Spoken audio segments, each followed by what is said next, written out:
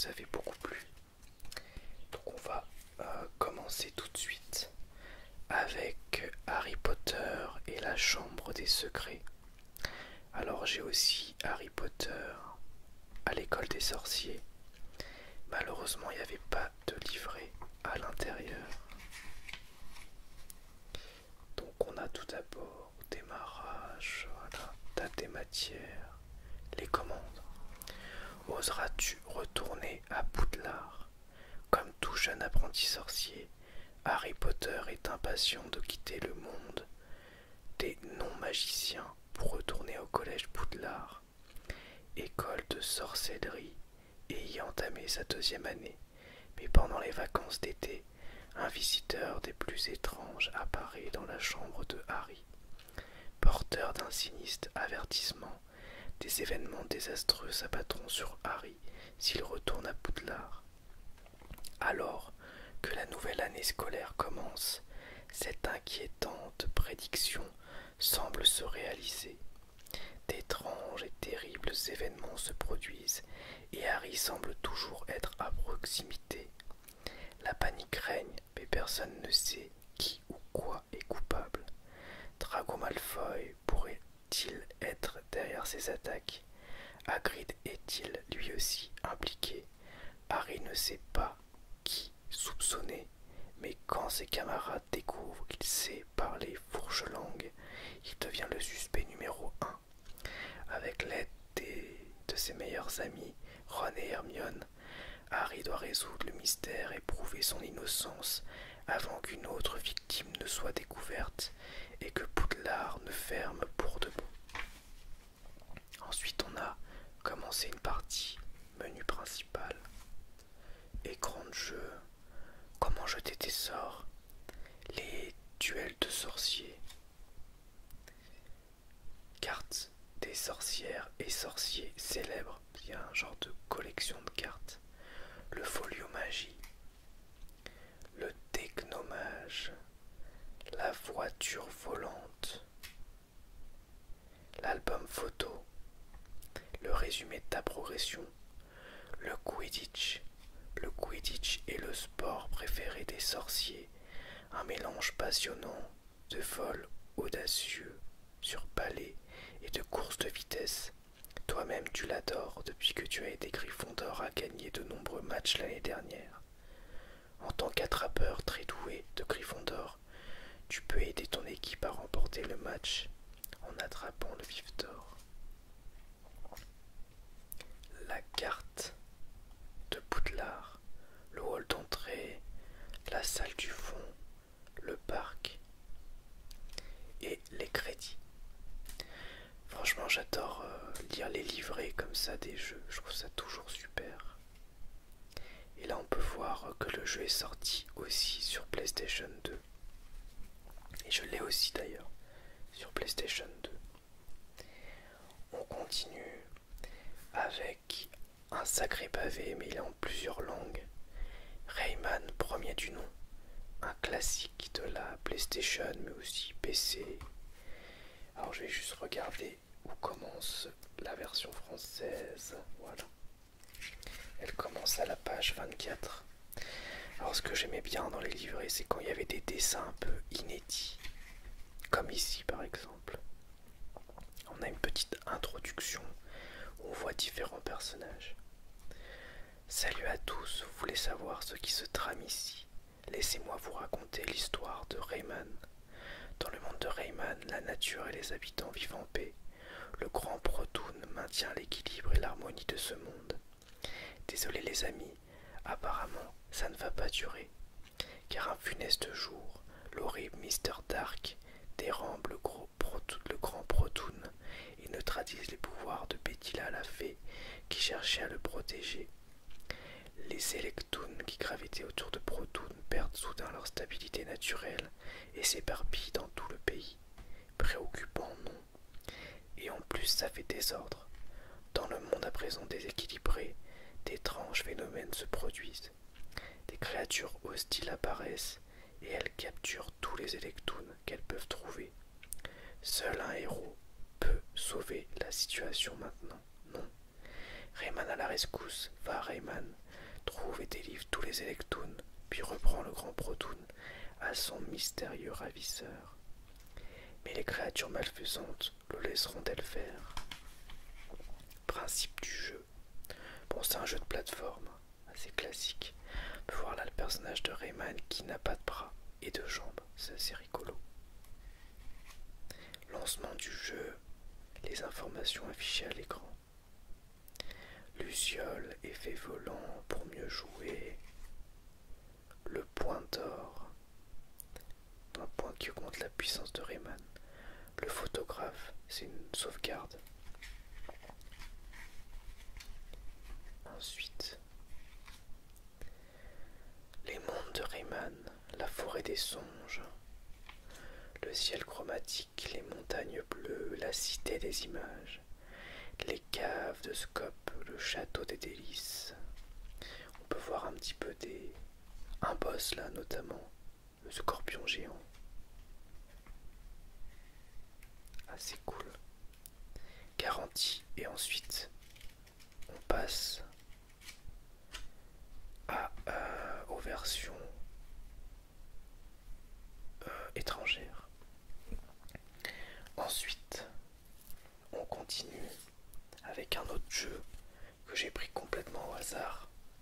Je les ai pris vraiment au hasard. J'ai pris les premiers boîtiers qui me passaient sous la main. Urban Chaos, développé par Eidos Interactive. Eidos qui était très connu pour la série des Tomb Raider à l'époque. Donc, introduction. Les rues d'Union City connaissent une vague de violence sans précédent ces derniers mois de fin de millénaire. Personne ne le sait mieux que l'agent Darcy Stem, l'un des meilleurs éléments de l'UCPD.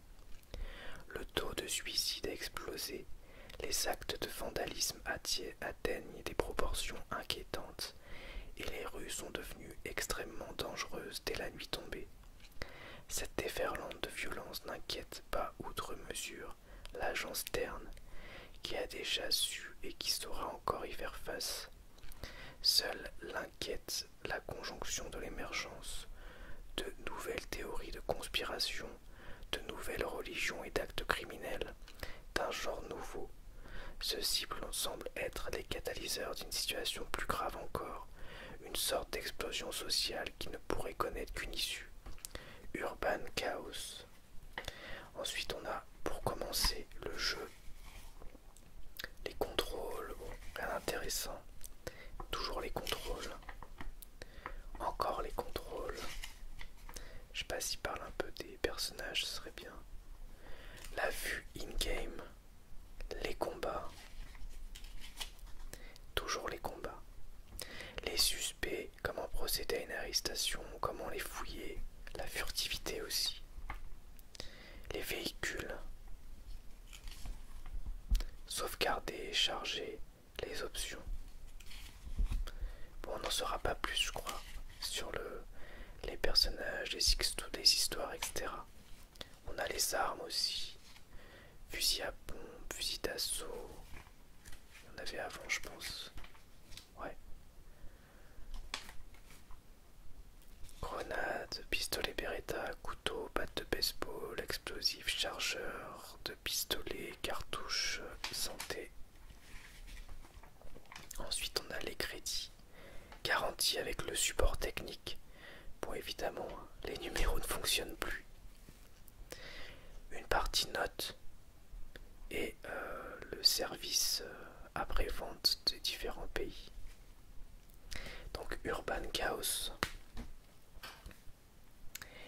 Et on termine avec Spyro Year of the Dragon.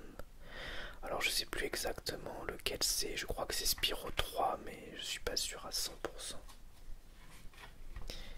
Donc on peut voir un genre de Yeti un peu, Spyro qui fait du skate, un singe avec un pistolet et un genre de pingouin volant.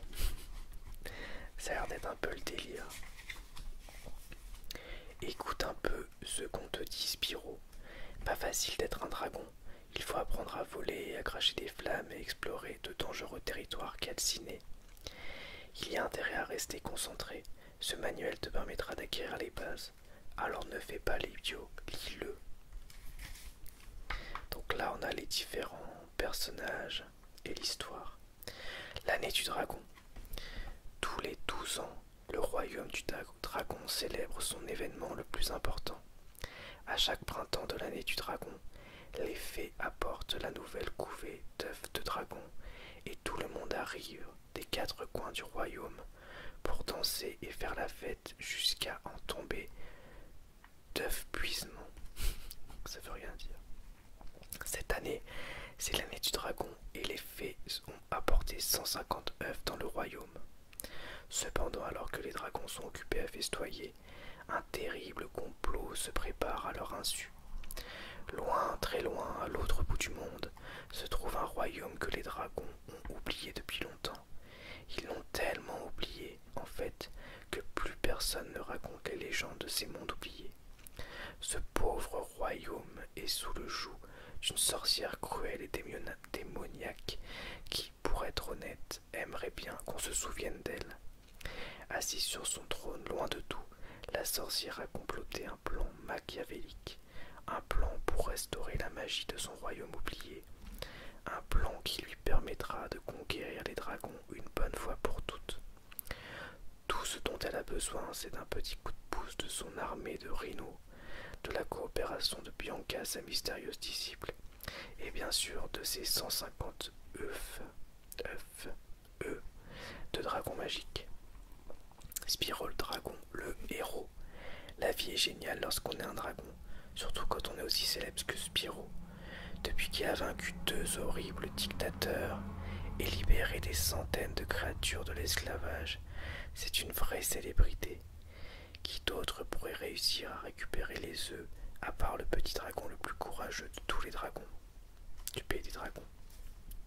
Fier et sûr de lui, les dragons plus âgés n'apprécient pas toujours sa personnalité malicieuse, bien qu'ils ne manquent pas d'estimer son courage à sa juste valeur. Et Sparx, la libellule. Sparx, le meilleur ami de Spyro, est une libellule. Il est toujours très affairé et il adore aider Spyro à ramasser des trésors. Après tout, il ne s'éloigne pas de Spyro. Il a plus de chances d'avoir quelque chose à se mettre sous la dent. S'il ne s'éloigne pas, pardon. Sparx adore les papillons. Ok. Les commandes. Ensuite, les nouveaux amis de Spyro. Donc on a Sheila, le kangourou. Ah, apparemment c'est des personnages jouables. Ça c'est assez cool. On a SGT Bird.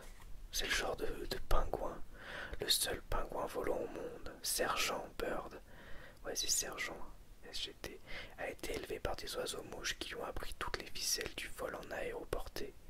Quand il atteignit l'âge requis, il s'envola loin de chez lui pour rejoindre l'Aircorp et il développa le premier missile oiseau-air. Les lances MOA sont montées sur ses épaules. Sergent Bird peut également ramasser des objets et les lâcher au sol avec une précision remarquable. On a aussi Bentley, le Yeti géant, a un cœur d'or. Sa gigantesque crosse n'épargne pas ses ennemis et lorsqu'il se met en colère, il ne reste plus rien sur son passage. Rien. Ah ouais, il ne lâche sa crosse que pour enfiler ses gants de boxe. L'autre personnage que je n'ai pas présenté est Sheila. Sheila est un kangourou de montagne rare doté d'énormes pattes arrière grâce auxquelles elle peut sauter à des hauteurs vertigineuses. Elle peut de plus rester en suspension puisqu'elle est capable de rebondir dans les airs. Lorsqu'elle est en danger, elle donne un coup de pied que ses ennemis ne sont pas prêts d'oublier. Et on a Agent 9. Il y en a plein. Vous avez vu ça? Il y en a plein. Agent 9, c'est un singe. Ne fais pas le singe avec l'agent 9 ou tu vas vite comprendre à qui tu as affaire. L'agent 9 est l'un des singes de laboratoire du professeur. Il a subi un traitement et un entraînement spécial. Et ce n'est plus un chimpanzé ordinaire. L'agent 9 est maintenant un agent spécial extrêmement intelligent, spécialisé dans le tir au laser et la livraison de précision et d'explosifs. Ensuite, à la conquête des mondes oubliés, avec portail, alliés spéciaux, les recharges, les différents niveaux de santé, les personnages principaux, chasseur, gros ours,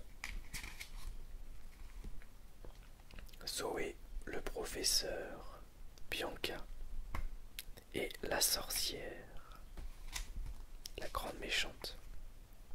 L'écran du jeu, l'atlas, les options et les astuces. Il semblerait que la sorcière ait envoyé ses rhinos et ses lapins à la recherche des œufs.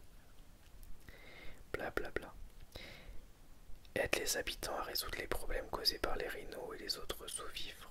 Vaincre les ennemis, trouve les œufs, trouve le portail. Si Spyro réussit tout cela, il sera récompensé par des œufs supplémentaires et pourra accéder à de nouvelles régions. S'il trouve suffisamment d'œufs, il finira par affronter la sorcière en personne. Mais avant, il faudra vaincre tous les horribles boss de la région. Ça ne va pas être les vacances tous les jours. Les crédits, le service après-vente, tout ça. Et derrière, la carte mémoire. Indispensable.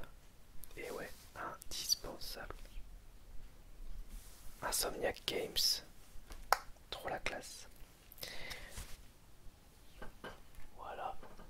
Voilà donc pour cette vidéo de présentation de livret de jeu PlayStation 1.